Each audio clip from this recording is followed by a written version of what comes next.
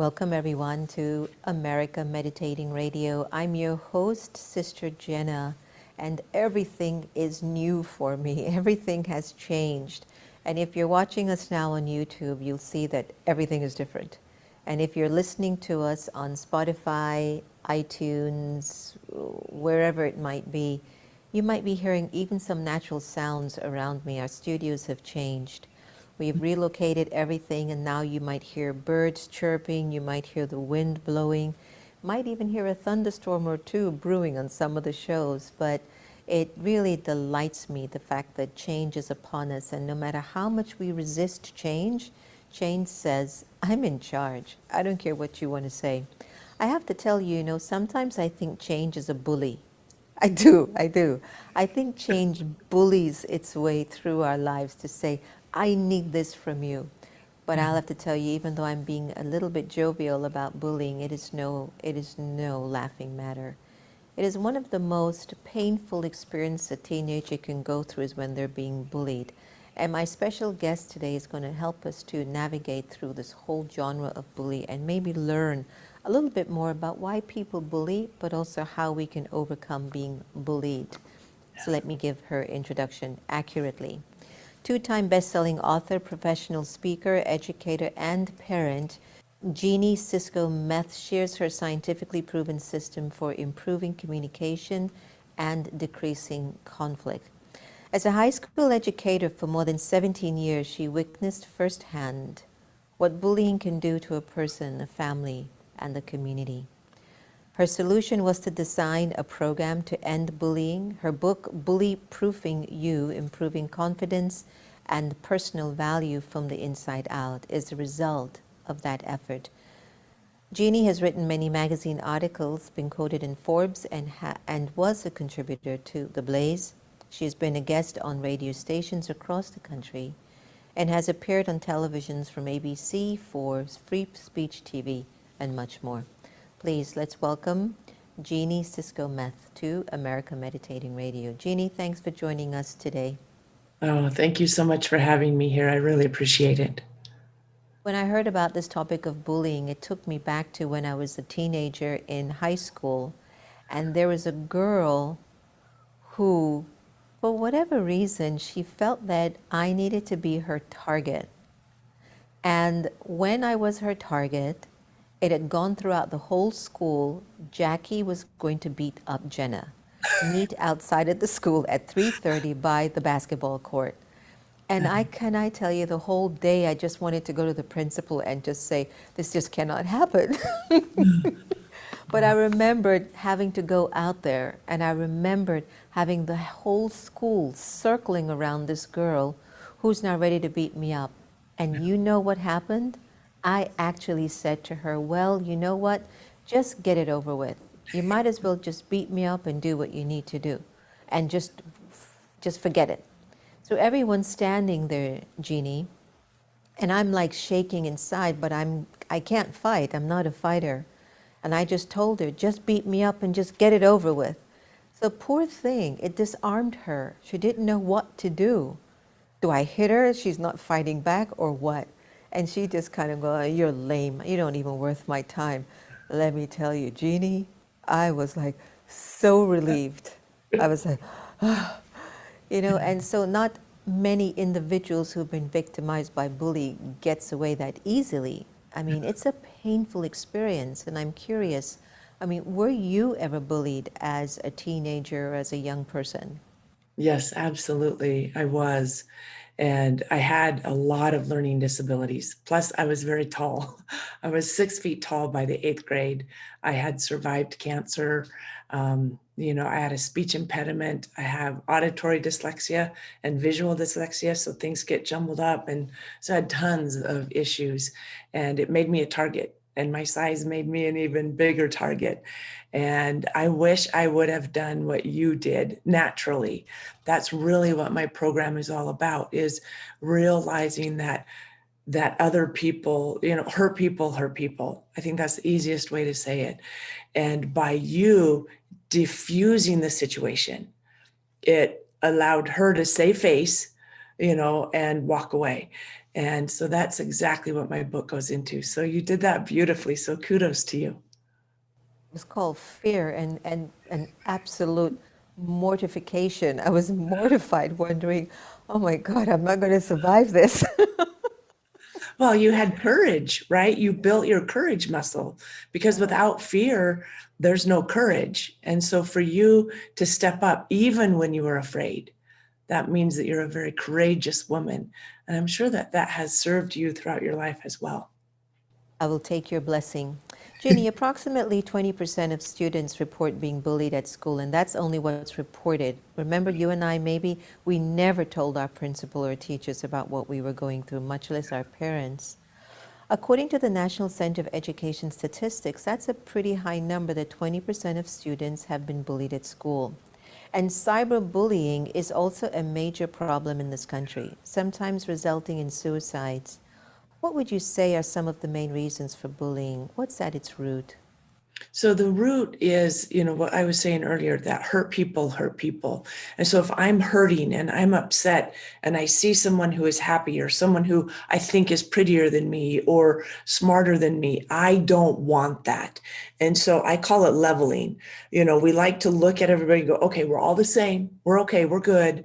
But if I see somebody who's happy or somebody who's doing better than me, I need to tear them down to bring them back to my level. My hope is that we can start the healing, and instead of tearing people down, we can lift all others up. And then we don't need to tear down. And so I think the root cause of bullying is pain.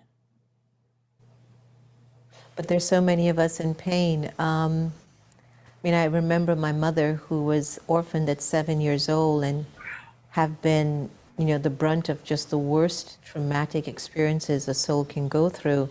And I remembered growing up witnessing her, Jeanie, like she was always defensive, angry, confrontational. But I had not known in those days that hurt people hurt people. And yet for the life of me, I have no idea how that woman never hurt me. She was more protecting me from anything or anyone near me that would even think of even hurting me. And yet I saw how it was of benefit to my life because of her hurt and her pain. And so sometimes I wonder if the trauma and the challenges are sometimes even a blessing. You had many learning disabilities, which you've mentioned earlier, and differences growing up that made you a target, right? So, what were some of the techniques that you used or tools that you used to overcome your bullies, and what helped you finish school when you were told that you would never amount to too much? So the biggest thing was just sheer determination and pig-headedness, if you want to say that. And I remember my teachers telling me that, you're never going to make it, you're too stupid, and thinking inside that you don't decide, I decide. This is my life. And I had a great support system at home, thank goodness. My mom and my dad were like, no, you can do this. You're smart. I remember my dad sitting me on his lap and reading to me over and over and having me practice the word rabbit because I couldn't say my R's. And so he would read every book that had tons of R's in it. I swear he found them. And so I had a good support system at home, and I chose who I believed. I believed my parents. I didn't believe my teachers. Well, I can't say I always didn't believe them. There were times when I believed them, especially after a test that I'd done poorly on or something.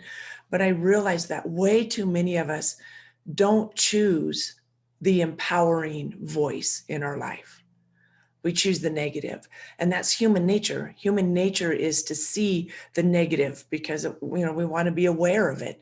And so it takes superhuman. It takes that connection to our higher power to see the good, to see who is supporting us. And I believe life happens for us, not to us.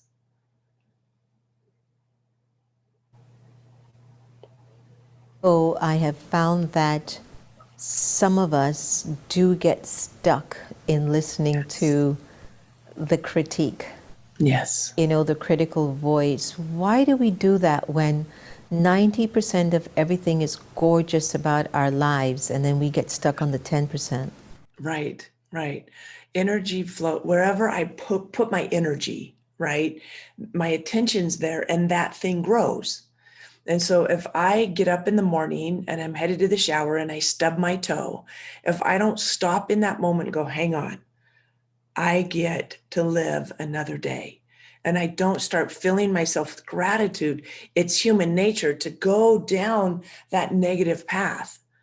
And so whatever I choose to focus on, I get more of. As if I choose to focus on gratitude, I get more gratitude.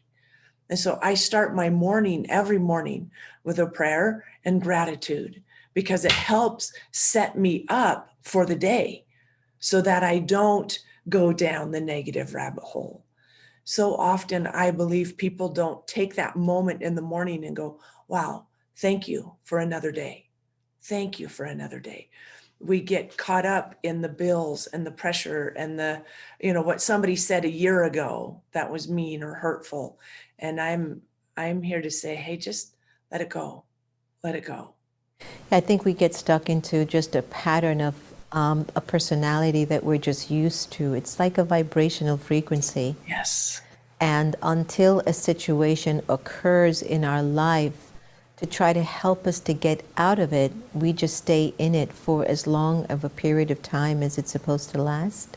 Yeah. And I was mentioning to you about my mom and the trauma that she endured from the age of 7 onwards. And I've seen how that has traveled with her whole life. And despite her incredible spiritual capacity and spiritual personality, I can still see the trace of a percentage of that still left somewhere carved in her vibrational field.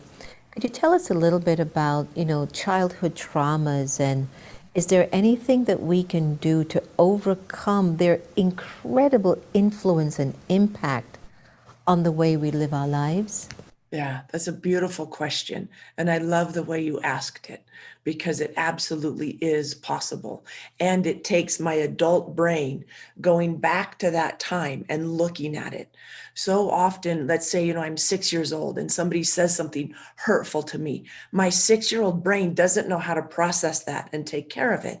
And so I say it creates a yuckberry, kind of like a pearl in an oyster. We have that incident that hurt us. And then our body wraps emotion around it and tucks it somewhere in our body, and it stays there.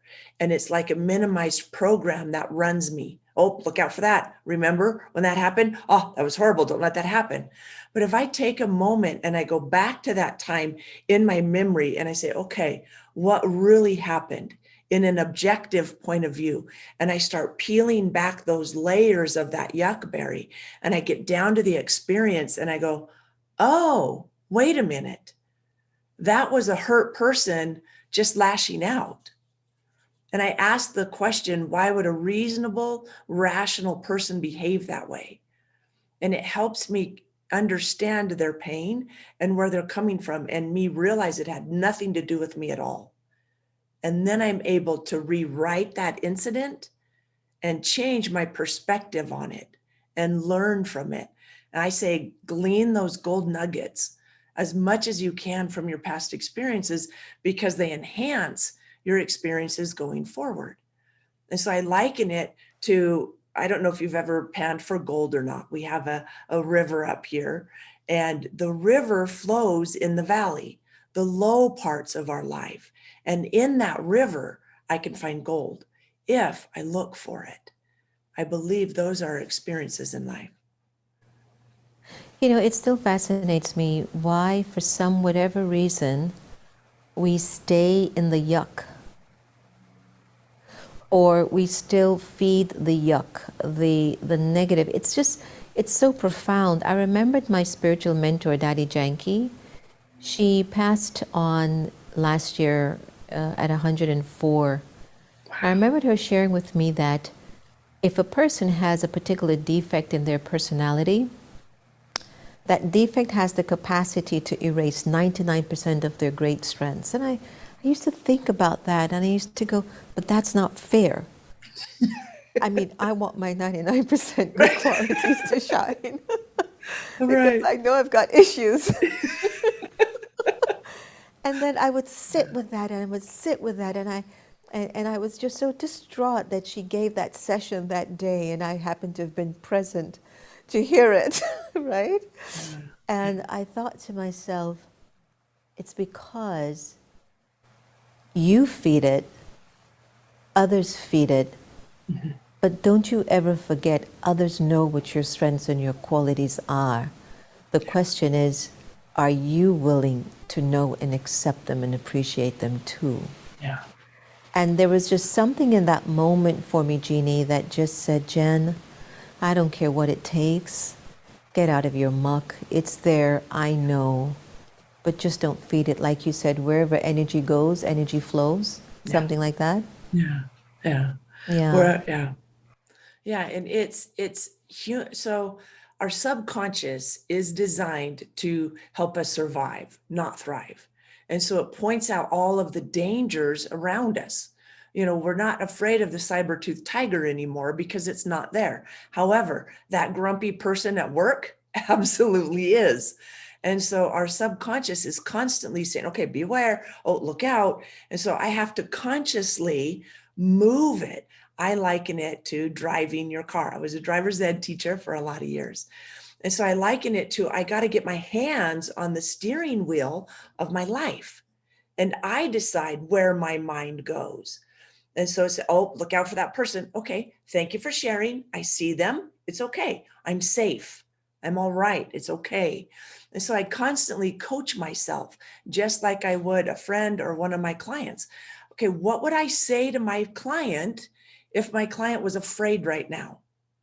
And it's a choice between faith or fear. Which one am I going to choose? And so by realizing, okay, I've got my hands on the wheel, I'm going to steer towards faith.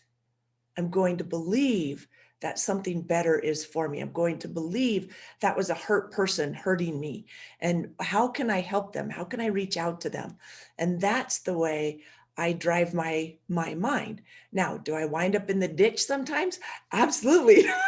Absolutely. And then I'm like, hang on, now I got a bully in my head. I've got to tame that bully between my ears and say, stop, stop. I believe in me.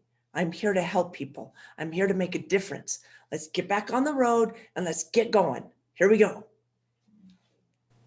I'm going to use that one, grab your mind, the steering wheel of your mind, and put it on course as to where you want it to go. Exactly. Exactly. Exactly. So your book, Proofing You, how did that emerge? What was the genesis of the emergence of your book? So when I was a teacher, I developed a program. I taught at an alternative high for 16 of my 17 years. And I realized that my students needed more than just kind of the top surface of my health class. And so I dove really deeply into goal setting, positive thinking, anything that I could do to help them get out of the ditch, so to speak. And I developed this program as a high school teacher. And then I had a teacher say, you need to reach more people. You need to, get out of the classroom and help more. And it took quite a while before, I call them God pokes, those little things that say, hey, you should. And you're like, not me, not me. I'm happy right here in my classroom with my 30 students, And then finally there was a series of incidences or experiences that you have to, it's time. And that was in 2012. And so I took that program that I had developed as a teacher, and that's where that book came from. I believe it was absolutely divinely inspired. The reason is it's become a bestseller, and I could never write a bestseller book. So I believe that's. On that. Don't you love when things like that happen? But Yes. that teacher that told you you need to get out of the classroom and get going, you need to give them credit in the book. Yeah. Because just imagine if you'd never heard that. So let's just say you've got a defiant teenager, somebody that you love, you appreciate, they're a good person, but they're just defiant when you're giving them instructions or information, because there are different types of bullying. You've got cyberbullying, you've got the bullying of picking on somebody in school, But then you've also got a kind of a subtle form of bullying where you might be guiding somebody in a good way, how to be or how to live their lives, but they're defiant. And that's another form of bullying, which is really, really deeply, deeply subtle. How do you handle a defiant person when you're trying to explain to them something that is absolutely important for not only maybe the well-being of their lives, but let's say if they're in a team dynamic, they need to hear what you're saying. What steps can you offer dealing with a defiant adult? So, one of the things that I do is I seek to understand that adult. And it starts with that question I mentioned earlier. Why would a reasonable, rational human behave this way? And so if somebody is being defiant, it's because of something they believe or something that they think. And so it's my responsibility as the sender of the message to make sure that message is received with love and light. Now, if I'm trying to coerce somebody that my way is the best way, that may not be true. And the other person may be defiant because of that. So I need to, first of all, look at why is this person being defiant? What is it? The other day, my son is 22. He's my youngest. He's also my biggest. He's 6'9", and he's this big, just teddy bear of a guy. He's just an incredible kid, and he was being defiant. He got very almost aggressive. And I'm like, okay, this isn't normally how he is. And as we started digging in and understanding and asking questions, it became apparent that he had a belief that he had gotten as a very young child from some abuse that had happened to him. And it had written a program inside of him that needed to be rewritten. And if I had just continued to try to push my point of view on him, it would not have helped. But by stepping back and saying, okay, hang on, let's talk, just that let down the walls, sit back kind of a thing and say, talk to me, and just start asking questions and following their line of thinking until I could figure out where it was. Once we got there, it was that knot that you could just pull and it totally unravels. But until I took the time to understand him and where he was coming from, that knot was getting tighter and tighter and bigger and bigger. And so if you have someone who is defiant, spend some time figuring out why they're defiant. Is it that you are the one that has to always be the higher one? Yeah. Why is it that, but it's so interesting. It's really the cure, the cure, the cure, the cure. Yeah. Love. Yeah, it is. Love Love the more. people. Love Higher. Love Yeah. fiercely. Love deeply. Love with detachment. Love knowing. Love beautifully. Love quietly. Love loudly. Yeah. Like at the end of the day, do I understand the power of love that is going to heal everything that's going on in my life? Yeah. So Yeah. interesting. And I have found that the more I respect myself, the more I respect others.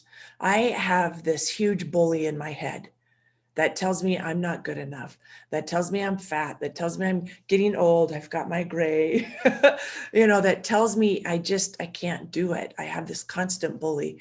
And so I've had to learn how to tame that bully and quiet it. And I use many, many tools. One tool that I use is doTERRA essential oils because they help me naturally. God gave us trees and plants and leaves, and I get to use those from all over the world to help me. Jasmine, absolutely love jasmine. So if I wake up in the morning and I'm a little bit crunchy, I can smell my jasmine or my balance or peace or console and relax, and it helps me. So there are tools not only to coaching myself, but other tools that I can use as well to help me. Brilliant. So the bullying between your ears or between our ears, is that the critic? Yeah. Is that the one that is hurt? You didn't like the way that he looked at you. You didn't like what they said to you, that you didn't like what they should have done for you and didn't do. And how could they have not known I needed this? Is the bully between the ears that critic, that negative self-talk that we Yes. find ourselves too comfortable in too Yeah. often? Yeah. I have a client who's 95 years old. I just love her to death. And she says, Jeanie, I have to tame this bully now before it's too late. And I'm like, I just love you, Pat. And it's always there. And many times we're not even aware of it because we're so used to it. It's constantly there. And so if you are aware of a critic, what I recommend is grab a piece of paper, carry it around with you for the day. And whenever that negative thought comes in, write it down. Write it down. And then at the end of the day, you look at those and you say the opposite of them. And then you burn that paper. Burn that paper and write down the opposite. I like that's really, really healing. Jeanie, you've been great. Please, is there anything that I might be missing that we should have had in our conversation? Are you doing any virtual book tours or book signing programs? I hadn't thought of that, but that's kind of a cool idea. So we actually have a class this weekend called Tools for Taming the Bully Between Your Ears. And it starts at 10 o'clock Mountain Time that I would love to invite your listeners to. I do one Saturday a month. And so if if you're like, well, wait, it's not this Saturday, that's okay. We've got one coming up. And the beautiful thing about my name is I'm the only Cisco-Meth on social media. So I'm pretty easy to find. And it's spelled just like computer accessories and yes, drugs.